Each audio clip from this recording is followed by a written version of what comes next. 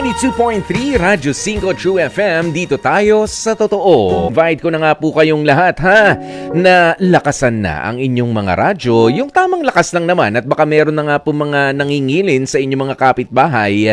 Ayan, just enough para tayo ay magkarinigan at maayos, malinaw ninyong manamnam ang mga kwento, ang mga pag-uusap, at kung ano-ano pa na ihahatid sa inyo ng ating programa ngayong Miyerkules Santo dito sa 92.3. Programang Heart to Heart. Ayan, pati nga po ang background music natin. Medyo, ano lang tayo? Hindi na rin yung masyadong maingay bilang paggalang na rin sa lahat ng mga gusto na ng katahimikan muna, ng easy muna, ng relax muna, pero tuloy pa rin syempre ang ating mga pag-uusap tungkol sa inyo lalong mga problema na mga ipinagkakatiwala sa amin. Bakit ho problema? Talaga hong problema. Yun ho ang unang-una nating matitikman sa unang hain ng ating programang H2H ngayong Wednesday na ito para sa ating H2H Confessions. Pero bago po natin umpisahan yan, pakishare naman na rin ang ating live stream sa 92.3 True FM FB page. Ayan, at syempre, kailangan po ay naka-follow na rin po kayo sa 92.3 True FM FB page. Bagaman sabi ko nga tayo ay hindi muna marinig sa radyo simula mamayang hating gabi at sa linggo na nga po ang aming pagbabalik. Mga kapatid, meron pa rin tayong mga updates. Ayan, meron pa rin tayong mga impormasyon na kailangan ninyong malaman, matutukan na pwede nyo pa rin makita sa 92.3 True FM. At syempre, kung sakasakali at kayo ay wala rin ginagawa, pwede rin naman na i-review. Pwede rin nyo namang i-revisit ang ating mga nakaraang episodes. 'Di ba? Ganoon yun. At eto pa, meron tayong good news dahil starting Easter Sunday, alas 12 hanggang alas 3 ng hapon ay magkakaroon nga po, tama po ang inyong narinig, magkakaroon nga po tayo ng muling pagbisita sa ating mga episodes ng H2H o Heart to Heart. 12 to 3 p.m. starting Sunday. Opo. Yan po yan. March 31, 12 to 3 p.m. Parang ayaw nyo Ayaw nyo ba? Parang ayaw ni Aaron dito. Sabi niya, dagdag trabaho na naman to. Hindi, joke lang. Kaya na, pero totoo po yan mga kapatid. March 31, 12 to 3 p.m. Mapapakinggan ninyo ang mga paborito nyong mga napakinggan na rin dito sa H2H o Heart to Heart. Sa ngayon, i-save na nga rin po ninyo ang ating mga hotlines para sa ating mga makakausap mamaya sa H2H Confessions. Para sa kwentong ihahatid natin sa Dear Kuya Poy, ito po ang ating mga hotlines, 8631-5788 o ang 8631-6674. Ulitin ko lang 8631-5788 o kaya naman ay ang 8631-6674. Kung nagtataka po kayo kung bakit wala muna tayong LQ of the day ngayon, Miyerkules Santo na ho kasi. Wag na ho muna tayong mag-love question of the day. Kaya i-dedicate na muna natin ang araw na ito. Ayan, para sa mga makabuluhan pa rin naman na mga usapan at payuhan at inyong pagkuha ng inyong opinion sa H2H Confessions at sa Dear Kuya Poy Story. Kaya naman sa oras nating 18 minutes makalipas ang alas 12 ng tanghali, umpisa na nga po natin ang ating programa sa pamamagitan ng H2H Confessions.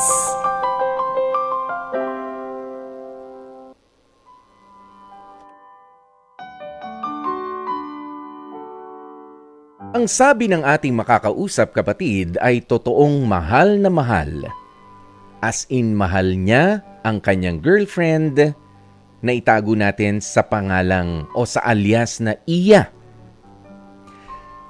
Pero itong si alias Paeng na makakausap natin ay may matinding pasabog dahil maski siya raw ay hindi niya alam kung papaano pa nga ba malulusutan ang gusot na kanyang napasukan. Imbes kasi na closure lang sa kanyang ex-jowa na itatago rin natin sa pangalang alias Charmaine, ay may nangyari po sa kanila at nabuntis pa nga ito. Ngayon, itong si Paeng hindi alam kung ano na ang gagawin sa kanyang pinasok na problema. May tatapusin sana pero meron pala siyang naumpisahan na hindi niya inaakala. Hindi nga kaya inaakala. Closure ang hinahanap pero parang problema pa ang kanyang na-create na naman. Kaya naman kausapin na nga po natin ang ating kapatid na si Paeng. Paeng, magandang tanghali sa'yo. Hello po, magandang tanghali po.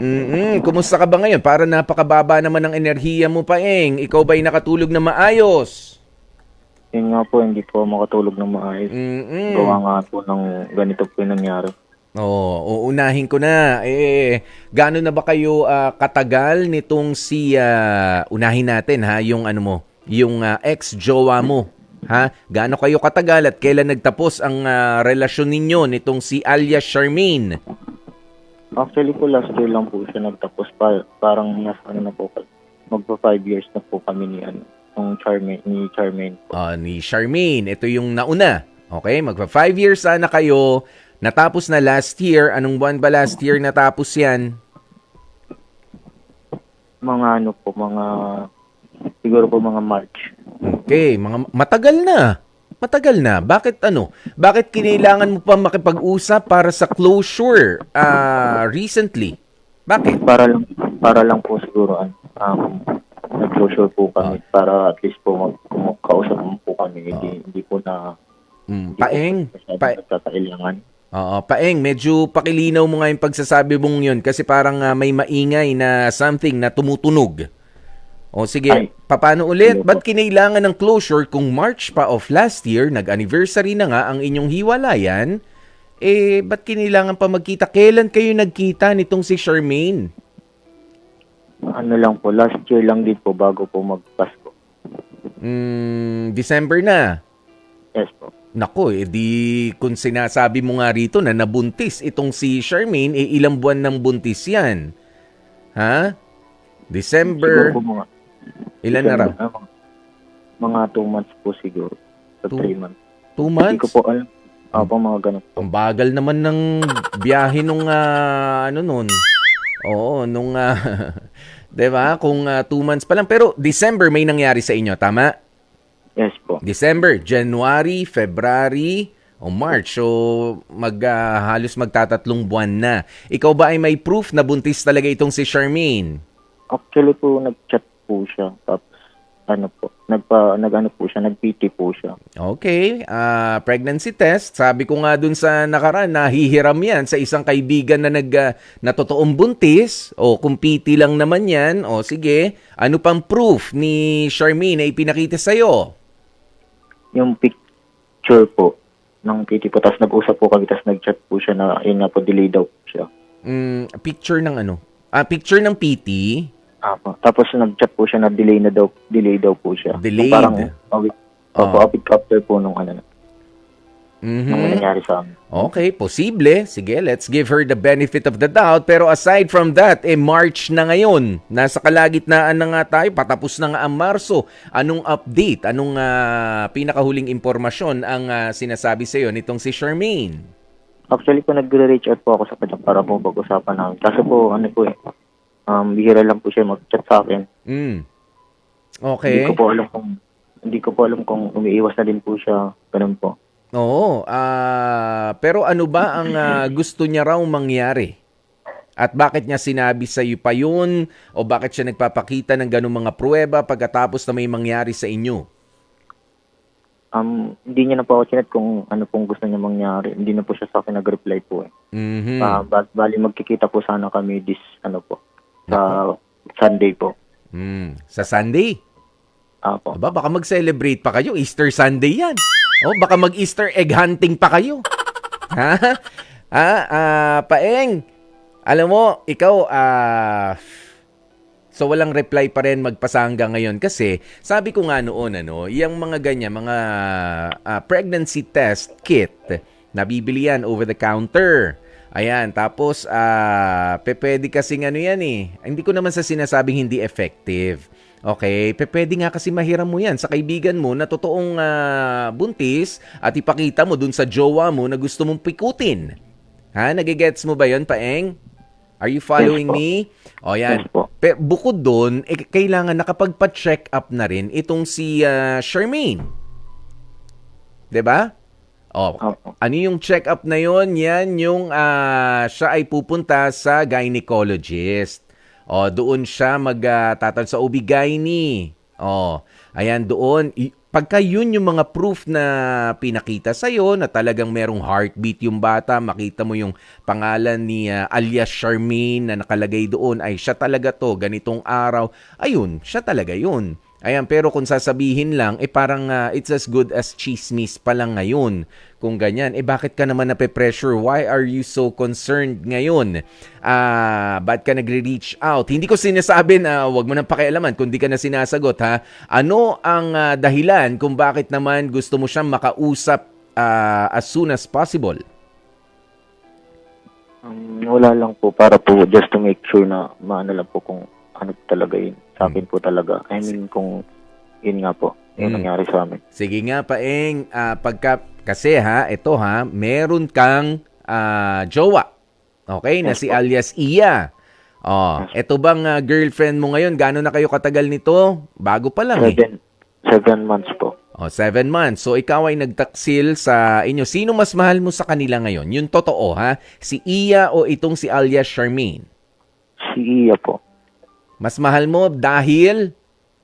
Ito pong 7 months, ito pong kami po ni Iya. Bakit nga? Bakit nga mas mahal mo siya? Considering na 5 years ang pinagsamahan nyo naman ni Charmaine.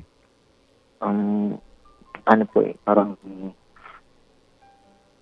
kasi si Iya, siya po yung nakasabay sa mga, yung parang gusto sa buhay, ganun. Nasusuportahan niyo po, support po ba? Yung support po. Mas nagja-jive kayong dalawa. Yes po. Okay, mas pasok yung mga gusto ninyong gawin, mas nakaka-relate kayo. Okay, nandun na tayo. Bakit mo naman nga gusto pang ito, bibigyan kita ng sitwasyon, ha? Okay lang? Ha, Paeng? Papaano nga kapag kabuntis talaga at ikaw ang ama ng pinagdadalang tao nitong si alias Charmaine? Anong gagawin mo? Paano si Iya? Sabi mo, mahal mo siya. Yun nga po, kaya po, dinulog ko po sa inyo yung problema ko kasi hindi ko po alam yung gagawin ko. Yun. Mahal ko po kasi si Iya. But at least you have an idea now. Kung ano ang gagawin mo kasi gusto mo makausap yung isa, para saan? Ayaw ka nang sagutin. Hintayin mo siya magsabi sa'yo. At ikaw ba may plano na sabihin kay Iya yan nangyari na yan? Siguro po pagdating po nung panahon po, hindi pa po ako ready ngayon. Oo, hindi ka pa talaga ready, hindi ka pa rin naman sigurado, kaya sasabihin ko sa'yo, ha, Paeng, huwag mo munang sabihin. Siguraduhin mo muna, hindi ko inaakusahan na sinungaling itong si alias Charmaine.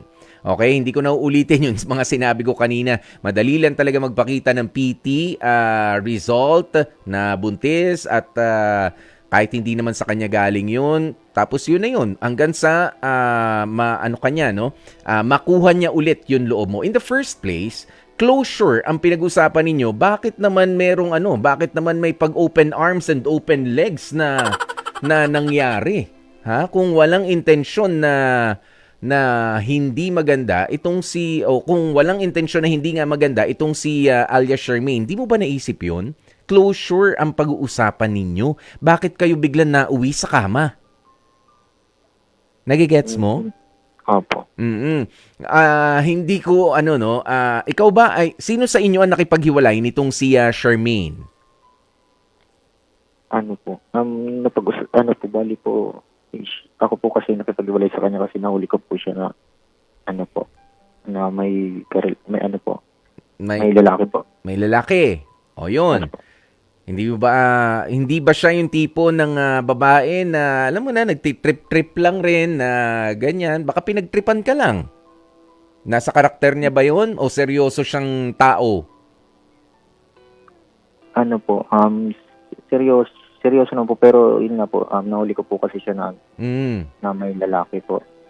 Kaya doon po, nag-start po yun na, yan po, nag-away na kami, tapos yun na lang po, nag-break na lang po kami. Nag-break na lang. Tapos, ikaw naman, ewan ko naman din sa'yo, but closure, ilang buwan na kayong nakipag-break ka na nga, anong closure pa ba ang hinahabol mo dun, Paeng? Oo, ano ba nangyari sa'yo? Ayan, pero nandyan na, what's done is done. Oo, closure na naging closer. Ayan, tuloy. Akala mo na nabuuan mo. Pero para sa akin, kung ako nga ang tatanungin mo, relax ka lang muna dyan. Kung ako sa'yo, hihingan ko siya ng resulta ng pagpapa-check up niya talaga sa doktor. Or, kung pwede, samahan mo. Samahan mo at doon nga pwede niyong makompute kung kailan talaga nabuo, kung kailan naganap yung pagbubuntis niya o yung ano tawag mo rito, yung pag-abot ng sperm cell doon sa egg cell. Kahit papaano merong idea 'yan. Oo, kung nabuo ng November or January, halimbawa ay sasabihin ng doktor sa sa estimate natin, January na buo, December kayo may ginawa. Nagpaikot-ikot muna yung sperm cell mo bago dumating sa kanya ng January? Hindi naman pwede yun. Diba? December. Kung December may nangyari, lalo check up naman po. At sigurado ka rin ba na kapag ka naman magpapa-check up kayo, magkakasama na naman kayong dalawa? Baka meron na naman, baka madapa ka na naman at sa pagkakadapa mo, nandun na naman siya sa ilalim. Paeng, siguraduhin mo na. Kung totoong mahal mo si Iya, iwasan mo ang pagkakadapa sa iba. Sa totoo lang, kasi na-imagine ko yung takot na na meron sa iyo para ang baba ng energy mo. Meron ka bang trabaho na pinagkakaabalahan sa ngayon? Opo, meron po. Ayun, hindi mo rin maibigay yung 100% mo, no? Ganyan ka ba talagang kausap, Paeng, na parang pagod, parang puyat? Ngayon lang po kasi po, yun nga po dahil nga po dun sa kasi baka po kasi mag-chat siya bigla tapos makita po ni Yun ang mahirap talagang itulog ng mahimbing, di ba? Makita ni Iya. Nakakahiya kay Iya na hindi lang nakakahiya, talagang kumbaga nasa sayo na yung babaeng pinapangarap mo, huhulagpos pa ng dahil sa panloloko sa'yo kasi hindi rin naman malayo yan. Dahil nga siguro sa pagmamahal niya sa'yo, gusto ko pa rin niyang bumalik sa kanya, sasabihin niya, buntis ako, ganito, samahan mo ko. Tapos sasabihin ko sa'yo baka ang sabihin pa niyan, you're not the first one, you're not the first person na nakausap ko na ganito. Pagka nakuha yung loob, naghiwalay kayo ng boyfriend mo, ganito scenario dyan may storyline yan. Paeng. Pagka natakot ka, buntis siya, pinakitaan ka ng PT, iniwan mo si Iya. Pag iniwan mo, magiging kayo na naman ni Charmaine. Tapos bigla yan, after a month or 2 or weeks lang, biglang sasabihin niyan, ito ang sama naman, nalaglag yung bata, ganyan. O kaya ganito, ganyan yung nangyari. Pero, bottom line is, andun na, kasama ka na niya. Nasira na kayo nung girl of your dreams na si Iya. Diba? Nagigets mo ko? May storyline yung ibang ganyan. Isa lang yan sa mga anggulo na pwede natin tingnan doon sa mga desperado na na makuha ka ulit. Okay? Kaya dito kailangan maging matalino ka. At sa susunod, alam natin na nagkamali ka, wag mo nang ulitin kung sakasakali. Kung sakasakali, wag nang ulitin. Napapayag siya, sige magpa-check up tayo kung gusto mo para may pruweba, ganito, ganyan. O malalaman mo rin sa doktor. 'Di ba? Pero kung ano man ang mangyari, dahil nga sabi mo nga, you must have that big of a respect pa rin for her. Kaya nga nag-seek ka ng closure. 'Di ba? Para magpatuloy dito sa panibago mong karelasyon. Pero sana ganun pa rin ang tingin mo sa kanya. Ibigay mo na lamang din sa kanya yung karampatang respeto kung sakali man na ikaw ay niloko niya nga at sinubukang bilugin ng ulo mo na siya ay nabuntis mo. Ha? Apo, thank you po. Kuya Okay. Boy. Dapat maging marespeto pa rin tayo sa mga tao. Kahit pa nga niloko nila tayo. Always take the high road. Always be the bigger person. Tayo na lang ang umunawa doon sa kanilang mga panggagancho sa atin. Kesa naman tayo yung magbabato ka rin ng putik, tulad ng putik na ibinato nila sa'yo para sirain ka. Ha? Paeng? Apo, thank you po, Kuya Boy. Sige. Na, ano na po. Oo, Nandito natin. Oo nga. Ayan, maraming salamat din sa iyo, ha. Take it easy at syempre, sige, yayain mo siya. Step by step tayo. Paganahin ng utak, yung utak na nasa ulo, sa taas, ha. Yun ang pagaganahin next time sa mga lakad ninyo. Okay? Apo, thank you po, Kuya Boy. Sige. Maraming salamat sa iyo, ha. Si Paeng na talaga namang kinakabahan na nga po mga kapatid, ano, nang dahil kasi meron ding kalokohan siyang ginawa at alam niya 'yon. 'Di ba? Ino-own niya naman 'yon. Ayan. Sige. Eto, basahin lamang natin ang ilan sa mga reaksyon ng mga kapatid natin. Sabi ni Ruth Claire Reyes, sus, Paeng, style talaga ng mga lalaki. Ayan. Si Abigail Enriquez, baka planted yan. Baka planted na yan ni Charmaine para ipaako sa'yo. Malay mo lang, Paeng, ha? Nakipagyarian ka pa talaga. Ayan, may nangyari pa talaga. Si Mike Santillan is listening. Hello po sa inyo. Napakabising tao nito, napakayaman. Pero si Mike Santillan, maraming salamat, napasilip at napakomment po kayo. Hindi po kami karapat-dapat, Mike Santillan, na mapagkomentuhan ng isang Don Mike Santillan. Pero maraming salamat. Binabati niya naman si Jen Morales na isa pang madam, At dito pa talaga kayo nag-chat. Wala ba kayong PM? Dito pa talaga kayo sa comment section namin nag-usap na dalawa. Mike Santillan and Jen Morales. Di ba? I love you too. Ayan, syempre si Marjon Mamot, sabi niya, Kuya Poy, H2H, galing talaga at tama. Sa totoo lang talaga ang mga advice po ninyo. Totoo naman eh. Bakit tayo matatakot? Di ba? Bakit tayo kakabahan doon sa mga ganyan mga pagbabanta na ganito, buntis ako? Teka lang, unti-untiin natin to, lalo na nga, kaya nga tinatanong ko kanina yung karakter nung Charmaine, capable ba siya na manloko dahil ba out of desperation ay ipapaako niya sa'yo or gusto niya na masira yung relationship ninyo? Dahil ang tao kapag in love, nagbabago not only for the better, also, nagbabago ang tao kapag in love for the worse. Yun yung totoo eh. Meron talagang pagbabago kapag tayo ay nai-in love or kapag tayo ay nagiging desperado na.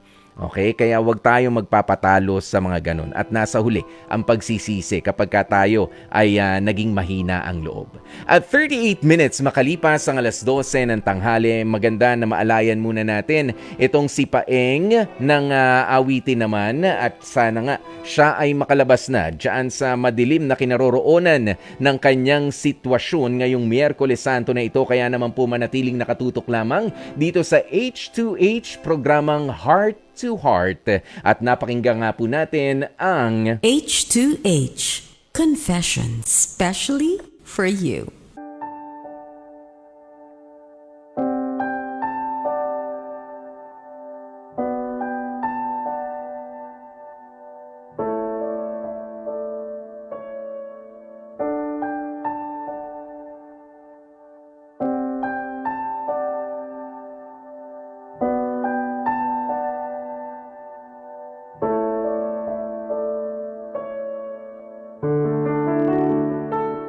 Dear Kuya Poy, magandang araw sa inyo at sa lahat ng mga nakikinig at nanonood sa programang Heart to Heart ng True FM. Tawagin niyo na lamang ako sa pangalang Che, 25 years old mula sa Kalumpit, Bulacan. Una pa lang ipaalam ko na sa inyo na maselan at nangangailangan ng gabay at patnubay ang mga storya sa mga batang nanonood at nakikinig ng inyong programa. Sa totoo lang, Labis ko ng pinagsisihan ang nagawa naming kasalanan, Kuya Poy. Kaya nga naisipan ko na rin na magpadala ng kwento sa inyong radio program para makahingi ng payo mula rin sa inyong mga tagapakinig. Ang totoo kasi niyan, pinili kong makipagrelasyon sa pinsang buo ko na itago na lamang natin sa pangalang Tyrone, 29 years old. Nagsimula akong madiskubre na may kakaiba pala akong nararamdaman sa kanya nang minsang nag-inuman kami kasama ang barkada namin. Kuya Poy, hindi ko maipaliwanag ang pangyayaring yun. Hindi ko alam dahil ba siguro epekto lang din yun ng alak kaya umabot sa punto na parabang tuluyang nahuhulog na ang loob ko kay pinsang Tyrone. Short background lang din kasi, Kuya Poy. Actually, bago mangyari ang inuman ng barkada, ay magkasama na rin kaming lumaki ni Tyrone sa kanilang tahanan. Pansamantala kasi muna kaming nakitira ng aking mga magulang sa kanila dahilan upang lumalim at unti-unti ko ring napagtanto na may kakaiba siguro akong pakiramdam para kay Tyrone. After ng inumang yon, nangyari na ang hindi dapat mangyari, Kuya Poy. Napakalaking kasalanan man pero nagawa naming magsiping ng pinsan ko ng gabi ring yun. Sa sobrang bilis ng mga pangyayari ay nagising na lamang ako na hindi ko matingnan ang sarili ko sa salamin. Para bang nalunok ko ang dila ko at walang boses na lumalabas sa aking bibig. Pero imbis nga na putulin agad ang anumang namamagitan sa amin ni Tyrone, ay nagdesisyon akong ipagpatuloy pa rin namin. Sa katunayan, sa tuwing walang tao sa bahay, ay malaya kaming nakapaglalambingan sa isa't isa ng pinsan ko. Kung minsan pa nga, sa tuwing umaalis kami, pinalalabas namin na may kanya-kanya kaming mga sariling pupuntahan, pero ang ending, magkasama naman talaga kami. Unti-unting napansin na rin ni Mama ang pagiging sobrang malapit namin ni Tyrone nang minsang maabutan niya kami na nakahiga ako sa kanya. Grabing PDA yon, Kuya Poy. Alam kong mali ang relasyon namin ng pinsang buo ko pero mas lalo pa itong tumindi nang mapag-alaman kong buntis ako. Agad kong ipinaalam kay Tyrone ang sitwasyon ko. Luckily, hindi naman nag-alinlangan ng pinsan ko at nangako naman daw itong pananagutan niya. Gustuhin ko man na sabihin kay Mama.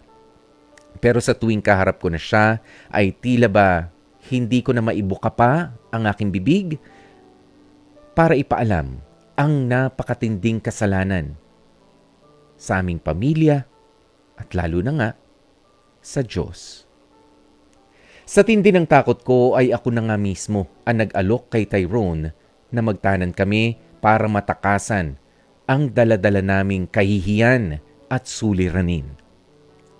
Apat na buwan na noong nang umalis kami ni Tyrone sa bahay pero matapos nga ang araw na yun, hanggang ngayon ay parang kahapon lang ang mga pangyayari. At labis-labis akong inuusig ng aking konsensya sa nagawa naming napakalaking kasalanan. Walang problema kay Mama, Kuya Poy.